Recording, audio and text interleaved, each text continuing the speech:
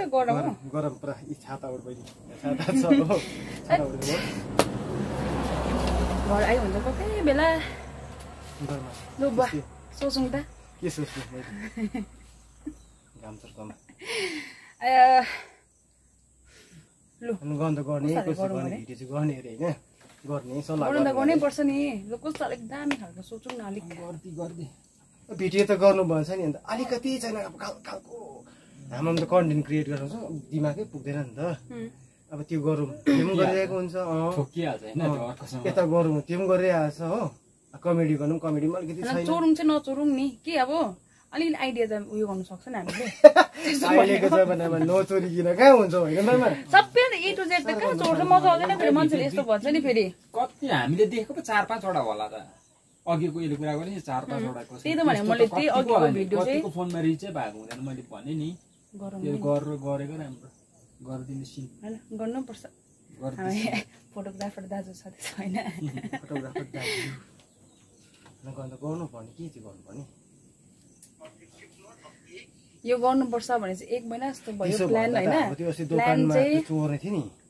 त्यसको पनि गर्नु पर्दैन नि मा कन्टेन्ट पनि बनाउँछ त्यो चोर्नेले हेरे भने पनि अलिकति लाग्नु पर्छ नि चोरलाई त भेटेन नि त चोरे मामा थाहा पाइन नि अब थाहा पाइन नि नुन चोरे ठिकै छ साबुन पनि चोरे ठिकै छ मानी दुःखो लाग्दो भयो उसलाई लग्यो होइन चामल पनि कमी गरे ल ठिकै छ त लग्यो तर त्यो त अब त्यो साह्रै भयो नि त्यो पनि कार्टुनै लगेको त एउटा मात्रै लगेको त भन्नु कहाँको चोरहरूलाई त्यो चाहिँ त्यतिका तिमीले त रातभरि खाइहाल त्यो त बलियो दोकान बनिँदैछ त्यही कारण दोकान पनि बनिँदैछ है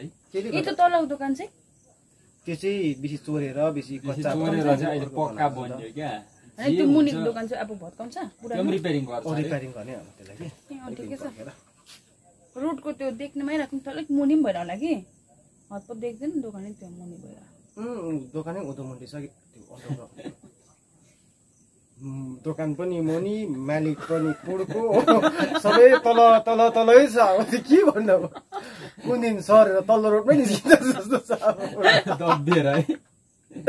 तल तलै छ साँच्चै त्यसै सोच्दा पनि दोकान पनि तल रोड मुनि होइन खाना पनि लगाएको छ रोड मुनि नै अब त्यो हो दोकान छ कि के छ अब त्यहाँ हो मान्छे पनि पुड्को जाने हो अरे यसै छ नि त अन्डरग्राउन्ड सबै अन्डरग्राउन्डै गर्नु चाहिँ के गर्नुपर्ने हो भिडियो गर्ने भेला पनि भयौँ कन्टेन्ट पनि छैन बिस्तारै आउँछ बिस्तारै आउँदै जान्छ कि सोच्नु पर्यो देख्यौँ नि स्पोन्सर आइहाल्छ नि त्यति राम्रो छ अन्त स्पोन्सर आइहाल्छ बाटा जुत्ताको बाटा जुत्ताको आउँछ त दिनुहोस् न त्यस्तो म है दिन्छ त्यसरी दिन्छ हाम्रो कुनै कसले पनि त्यसो गरि नि त थुप्रो दोकानमा त यस्तोमा चाहिँ फेरि कमेन्ट्समा के हो कसले नराम्रो नराम्रो गर्छ त्यसमा चाहिँ मन दुखाउनु हुँदैन ठ्याप्पै फिल्डमा निस्किसकेपछि त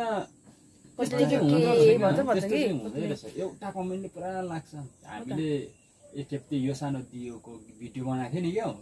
एउटा कमेन्टले मलाई पुरा हिट गरेको नि त त्यो मनले उयो गरेछ बादमा डिलिट चाहिँ गरेछ होइन यसु मात्रै बेसी छ नि त एउटा नेपालकै मान्छे होला के यति साह्रो घिनलाग्दो कमेन्ट गरेको थियो क्या सबैले राम्रो गर्यो यति 150वटा कमेन्ट होला त्यहाँ 150 कि 70वटा कमेन्ट छ होला